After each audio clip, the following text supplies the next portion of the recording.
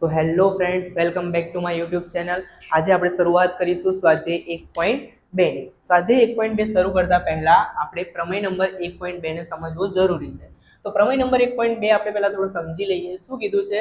ધારો કે p એ એક અવિભાજ્ય સંખ્યા છે, તો ધન પૂર્ણાંક a માટે a સ્ક્વેર એ p વડે વિભાજ્ય હોય તો a પણ p વડે વિભાજ્ય હોય. એટલે આપણે a સ્ક્વેર ને જો p વડે ભાગી શકીશું તો એને પણ આપણે p વડે ભાગી શકીશું. બરાબર? તો આપણે સવાલ નંબર 1 જોઈએ. શું કીધું છે? સાબિત કરો કે √5 એ કેવી સંખ્યા છે? અસમય સંખ્યા છે. તો √5 અસમય સંખ્યા છે આપણને ખબર છે, બરાબર, પણ આપણે સાબિત કરવાનું છે. તો આપણે એનું ઊંધું ધારી લઈએ. √5 અસમય સંખ્યા છે તો આપણે શું કરીશું? √5 ને આપણે સમય સંખ્યા છે એમ ધારી લઈશું. ધારો કે √5 એ સમય સંખ્યા છે. જો સમય સંખ્યા હોય તો આપણે એને p છેદમાં q સ્વરૂપમાં દર્શાવી શકીએ. અહીંયા આપણે p છેદમાં q નહીં, a છેદમાં b સ્વરૂપમાં દર્શાવીએ તો પણ ચાલે.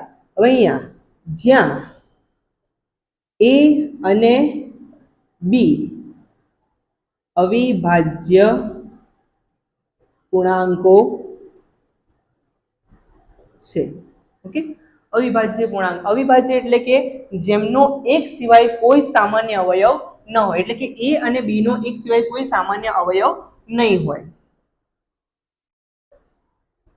હવે આપણને ખબર છે b ભાગાકારમાં છે, બરાબરની આગળ આવશે તો ગુણાકારમાં. એટલે √5 જોડે આપણે એને ગુણાકારમાં લઈ લેવાના. √5b ભાગાકારમાંથી અહીંયા ગુણાકારમાં આવી ગયા, ઇઝ ઇક્વલ ટુ શું થશે? a. હવે આપણે બંને બાજુ શું લઈશું? વર્ગ લઈશું. તો √5b એનો વર્ગ લઈશું અને a એનો પણ વર્ગ લઈશું. કૌંસમાં લખી દઈશું બંને બાજુ વર્ગ લેતા. ચલો, હવે √5 નો બી વર્ગ કરવાનો અને b નો પણ વર્ગ કરવાનો. તો √5 નો વર્ગ શું થશે? 5. b નો વર્ગ શું થશે? b². બરાબર, a નો સ્ક્વેર શું થશે? a². અહીં જો √5 નો વર્ગ એકલો 5 કેમનો થાય? માની લો કે અહીંયા √5 છે, એનો વર્ગ કરવો છે. બરાબર, તો √5 ગુણ્યા √5 ઇઝ ઇક્વલ ટુ શું થશે? વર્ગમૂળમાં 5 × 5. કોઈ પણ સંખ્યા વર્ગમૂળમાં 2 વખત હોય, 12 આવે તો એકવાર થઈ જાય, તો અહીંયા આપણે લખીશું 5. ઓકે, અથવા આપણે એકદમ શોર્ટમાં યાદ રાખી લેવાનું કે સ્ક્વેર થી રૂટ ઉડી જાય, બસ એટલું ધ્યાન રાખશો તો પણ ચાલશે. એટલે √5 નું વર્ગમૂળ શું નીકળ્યું? આપણે 5 નીકળ્યું. બરાબર,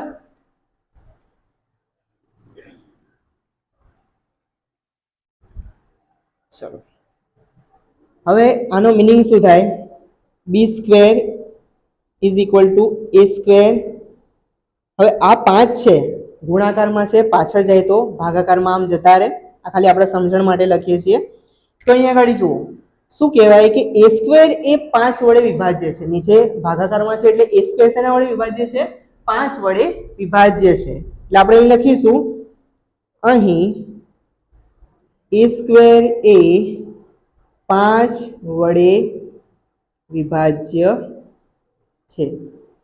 તેથી પ્રમેય નંબર 1.2 મુજબ a² એ 5 વડે વિભાજ્ય હોય તો a પણ 5 વડે વિભાજ્ય થાય. a² એ 5 વડે વિભાજ્ય હોય તો a પણ 5 વડે વિભાજ્ય. અહીંયા તમે ધ્યાનમાં રાખો, a² એ p વડે વિભાજ્ય હોય તો a પણ p વડે વિભાજ્ય થાય. આપણે આની સાથે કમ્પેરિઝન કરી. ઓકે, એટલે a² 5 વડે વિભાજ્ય થાય તો એ શું કહેવાય? a ઇઝ ઇક્વલ ટુ 5 થાય. હવે આપણે બીજો એક પૂર્ણાંક ધારી લઈએ, c. બરાબર, તો a બરાબર 5 c મૂકતા. બરાબર, જ્યાં c એ કોઈ પૂર્ણાંક છે. Clear? a is equal two 5c થયા. હવે a is equal two 5c. આપણે આની અંદર 5b² is equal two a square છે, 5b² is equal two a square છે, તો એની જગ્યાએ આપણે કેટલા મૂકી દઈશું 5c. ઓકે, 5b² એમના એમ, એની જગ્યાએ શું મૂક્યા 5c. અહીંયા માથે સ્ક્વેર છે તો અહીંયા બી સ્ક્વેર મૂકી દઈશું. ફરીથી અહીંયા 5b² થશે, 5 નો પણ સ્ક્વેર કરવાનો, c નો પણ સ્ક્વેર કરવાનો. તો 5 નો સ્ક્વેર કેટલો થાય 25c, c નો સ્ક્વેર c સ્ક્વેર થશે. ઓકે, અહીંયા 5 નો સ્ક્વેર કર્યો 25 થયો, c નો સ્ક્વેર થયો c સ્ક્વેર. ઓકે, હવે અહીંયા ઘડી જોઈએ, આ 5 અહીં ભાગાકારમાં જશે એટલે આપણે આને 5 વડે ભાગી શકીશું. તો 5 એકા 5 ને પાયું પાયું 25 એમ થઈ જશે. અહીં શું બચ્યું b² બરાબર 5c². ઓકે, અહીંયા આગળ આપણે ધ્યાનમાં લઈએ. ચલો હવે 5 અહીંયા c² જોડે શેમાં છે ગુણાકારમાં છે, આગળ આવશે તો ભાગાકારમાં, એટલે આવું થઈ જાય b² બરાબર આ 5 ગુણાકારમાં હતા, અહીં આયા ભાગાકારમાં થઈ ગયા. આનો મીનિંગ શું થાય કે b² ને આપણે 5 વડે ભાગી શકીએ છીએ. ઓકે, તો ફરીથી એવું લખવાનું કે અહીં b² એ 5 વડે વિભાજ્ય છે. તેથી પ્રમેય નંબર 1.2 મુજબ જો b² એ 5 વડે વિભાજ્ય હોય તો b પણ 5 વડે વિભાજ્ય હોય.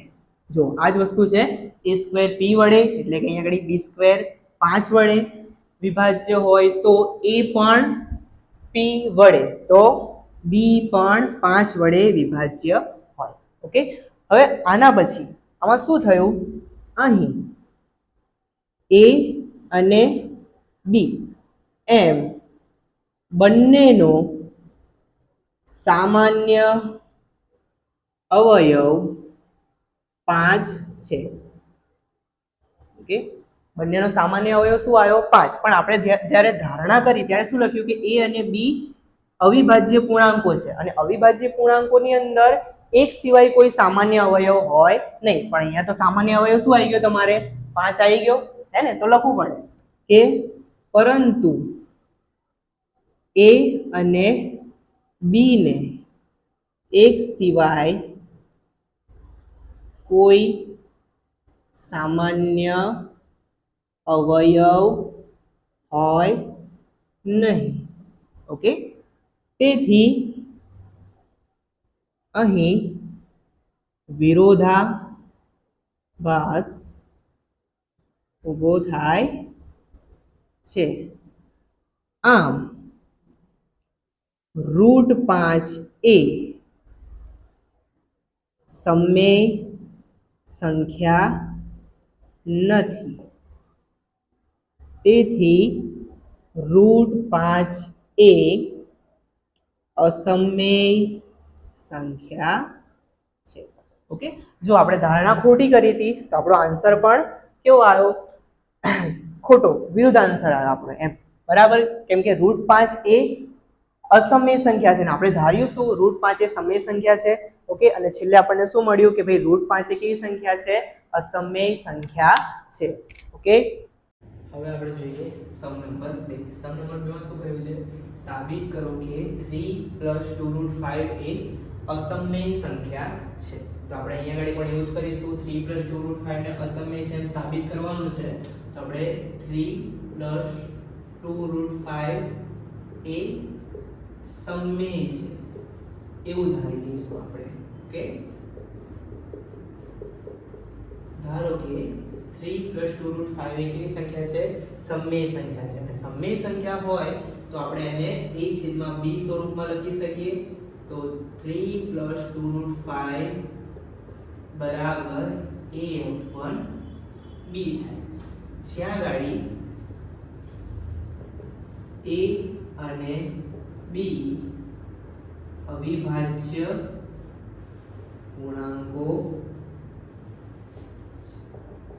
હવે આની અંદર આપણે આ જે √5 છે એને જ ખાલી આપણે આગળ રાખીશું, બાકી બધું બરાબરની પાછળ લઈ જઈશું. 2√5 m ના m a/b પણ m ના m.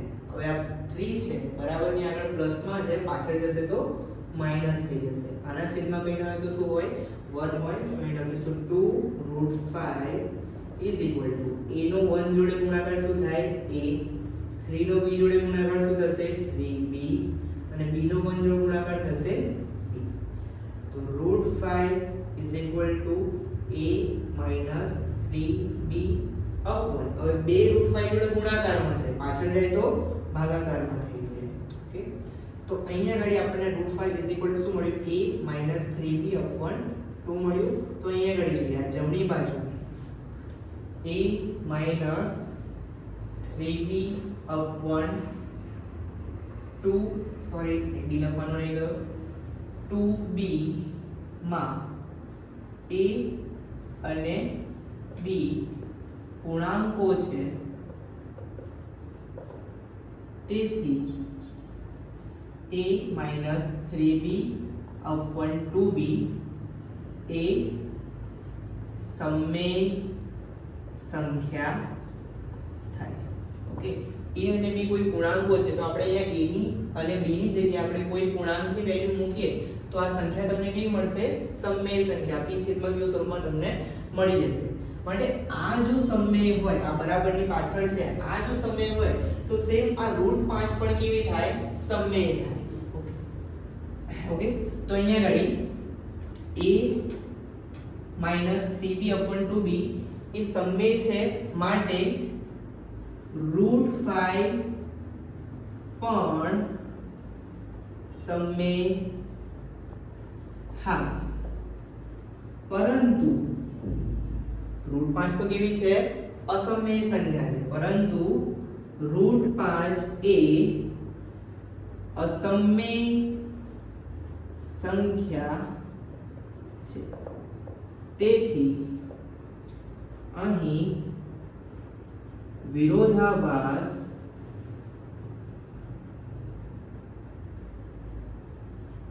ઉદ્ભવે છે. માટે 3 પ્લસ 2√5 એ સમમેય સંખ્યા છે તેવી આપણી ધારણા ખોટી છે. આથી 3 પ્લસ 2√5 એ અસમમેય સંખ્યા. હવે આપણે શરૂઆત કરીએ દાખલા નંબર 3 ની. દાખલા નંબર 3 માં શું કહ્યું છે કે નીચે દર્શાવેલ સંખ્યા અસમમેય છે તેમ સાબિત કરો.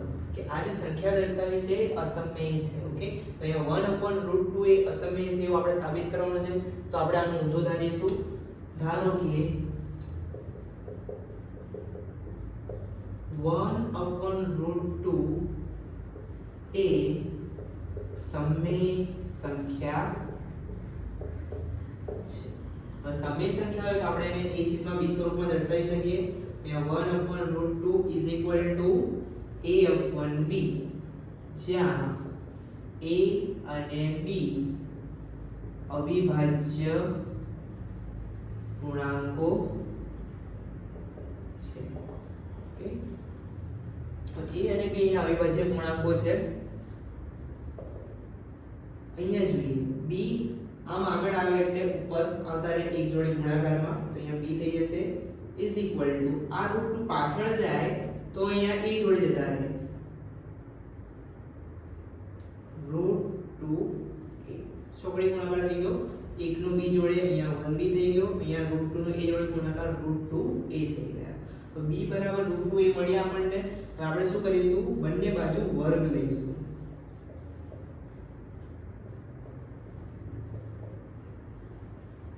બંને બાજુ વર્ગ લેતા, તો અહીંયા વર્ગ લઈએ તો અહીંયા શું થઈ જાય?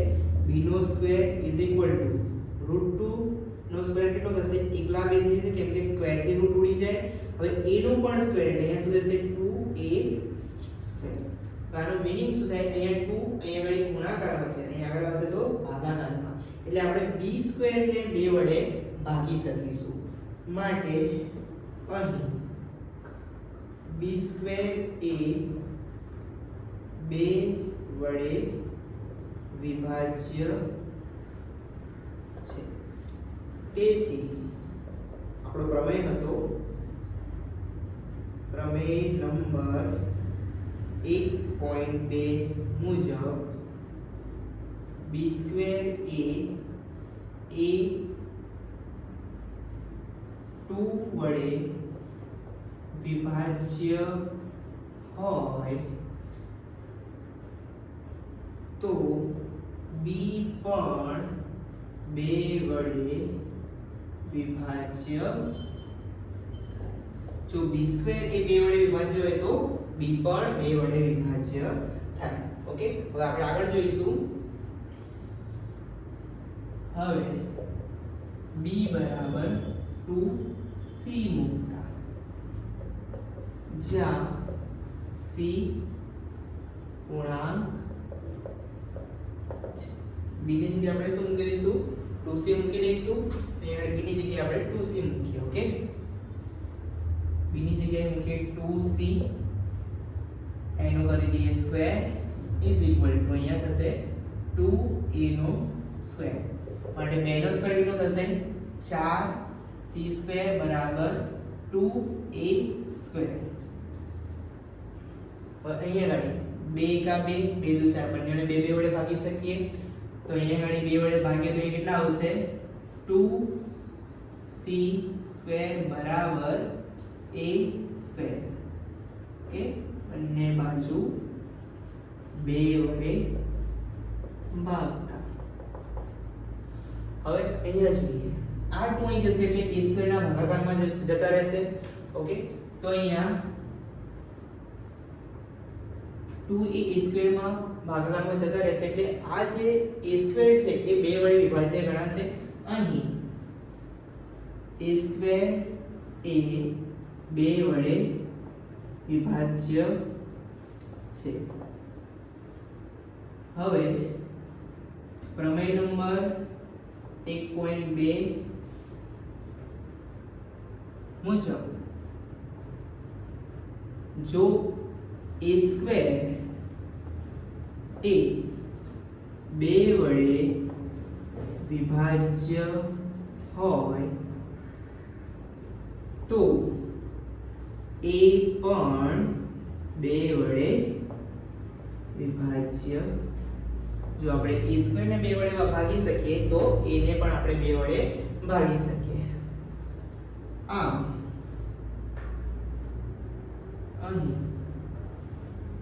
a અને b એમ બંનેનું સામાન્ય અવયવ 2 થાય છે પરંતુ અહીં તેમને એક સિવાય બીજો કોઈ સામાન્ય અવયવ હોવો જોઈએ નહીં કે આપણે પહેલા ધારણા કરી હતી કે a અને b અવિભાજ્ય પૂર્ણાંકો છે અને જો અવિભાજ્ય પૂર્ણાંક હોય તો a અને b બંનેમાં કોઈને પણ એકઈ સામાન્ય અવયવ હોવો જોઈએ નહીં એક સિવાય કોઈ સામાન્ય અવયવ ન હોય અવિભાજ્ય સંખ્યામાં ઓકે આમ અહીં વિરોધાભાસ ઉદ્ભવે છે તેથી 1/√2 એ સમમેય સંખ્યા છે એવી આપણી ધારણા ખોટી છે આમ 1/√2 એ અસમય સંખ્યા છે એમ સાબિત થાય. ઓકે, હવે આપણે સ્ટાર્ટ કરીએ સમ નંબર 3 નો દાખલા નંબર 2. દાખલા નંબર 2 માં શું કહ્યું છે 7√5 એ અસમય છે એવું આપણે સાબિત કરવાનું છે. તેથી આપણે આનું ઊંધું ધારીશું કે 7√5 એ શું છે સમય સંખ્યા છે. આપણે ધારો કે 7√5 એ સમય સંખ્યા છે. હવે સમય સંખ્યા હોય તો આપણે એને a છેદમાં b સ્વરૂપમાં દર્શાવી શકીએ. માટે 7√5 a/b, જ્યાં a અને b અવિભાજ્ય પૂર્ણાંકો છે. હવે આ જે 7 છે બરાબર, આપણે એને બરાબરની પાછળ લઈ જઈએ તો ભાગાકારમાં થઈ જાય. √5 a/b અને 7 ગુણાકારમાં છે, પાછળ જાય તો ભાગાકારમાં. ઓકે, તો શું થઈ જશે √5 a/7b બરાબર. હવે અહીં જમણી બાજુ a/7b માં a અને b અવિભાજ્ય પૂર્ણાંકો હોવાથી a/7b એ સમય સંખ્યા થાય. ઓકે, આપણે a અને b ની જગ્યાએ કોઈ અવિભાજ્ય પૂર્ણાંકો મૂકી દઈએ તો એ આપણને શું સમય સંખ્યા મળી જાય. જેમ કે આપણે અહીં મૂકીએ a/7b. હવે a ની જગ્યાએ માની લો કે તમે 2 મૂકી દીધા, 7 એમના એમ. b ની જગ્યાએ તમે મૂકી દીધા 3, તો 2/1 7 તરીકે કેટલા થશે 21. અને આપણે a છેદમાં b સ્વરૂપમાં એટલે કે b છેદમાં q સ્વરૂપમાં મૂકી શક્યા તો આ સમય સંખ્યા થઈ ગઈ. ઓકે, તો a/7b કેવી થાય સમય સંખ્યા થાય. હવે આ બરાબરની પાછળ આ સમય છે તો આ √5 પણ કેવા થાય સમય થાય. ઓકે, માટે અહીં √5 પણ સમય થાય. પરંતુ આપણને ખબર છે √5 એ અસમય સંખ્યા છે. તેથી અહીં વિરોધાભાસ ઉદ્ભવે છે. આમ 7√5 એ સમય સંખ્યા છે એવી આપણી ધારણા ખોટી છે. તેથી 7√5 એ અસમય સંખ્યા થાય. સમ નંબર 3 જોઈએ. સમ નંબર 3 માં શું કીધું છે 6 + √2. હવે 6 + √2 એ અસમય છે એવું આપણે સાબિત કરવાનું છે. તો આપણે પહેલા ધારી લઈશું. ધારો કે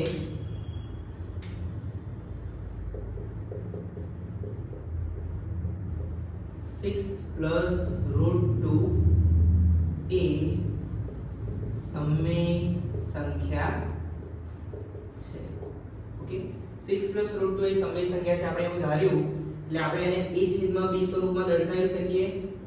માટે 6 + √2 a/1b, જ્યાં a અને b અવિભાજ્ય પૂર્ણાંકો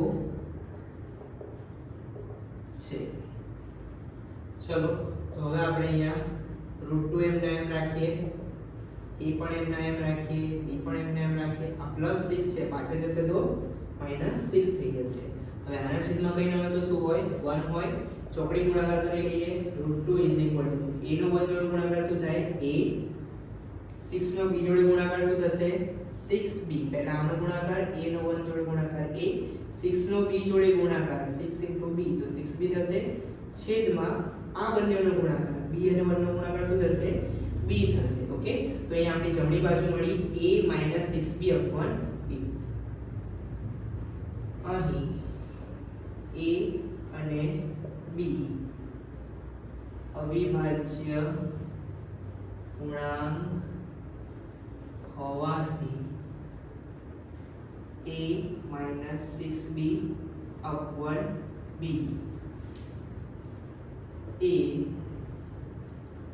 સમય સંખ્યા થાય હવે આ બરાબરની પાછળવાળી જો સમય સંખ્યા હોય તો બરાબરની આગળ જે √2 આવ્યા છે એ પણ કેવા કહેવાય સમય જ કહેવાય ઓકે તો આપણે લખીશું માટે √2 પણ સમય સંખ્યા થાય પરંતુ આપણને ખબર છે કે √2 એક એવી સંખ્યા છે અસમય છે તો લખીશું અહીંયા આગળ પરંતુ √2 એ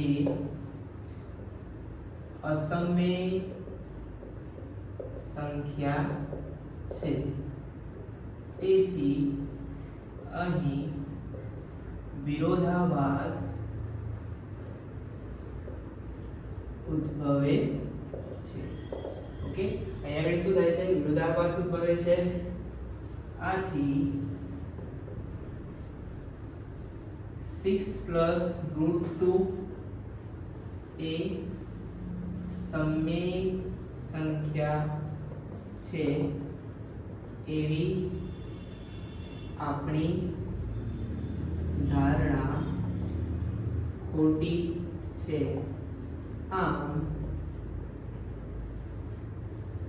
6 +√2 એ અસમય સંખ્યા છે અહીંયા આપણો સમ તો ફ્રેન્ડ્સ અહીંયા આગળ આપણો વિડિયો સમાપ્ત થાય છે અને અહીંયા આપણું ચેપ્ટર પણ સમાપ્ત થાય છે જો તમને આ બધા વિડિયો ગમતા હોય તો વિડિયોને લાઈક કરી દેજો ચેનલને સબસ્ક્રાઇબ કરી દેજો અને વધુમાં વધુ આ વિડિયોને શેર કરજો જેથી કરીને તમારા મિત્રો પણ આ વિડિયોનો લાભ લઈ શકે અને હવે આપણે મળીએ આપણા નેક્સ્ટ ચેપ્ટરમાં નવા વિડિયો સાથે ત્યાં સુધી બાય ટેક કેર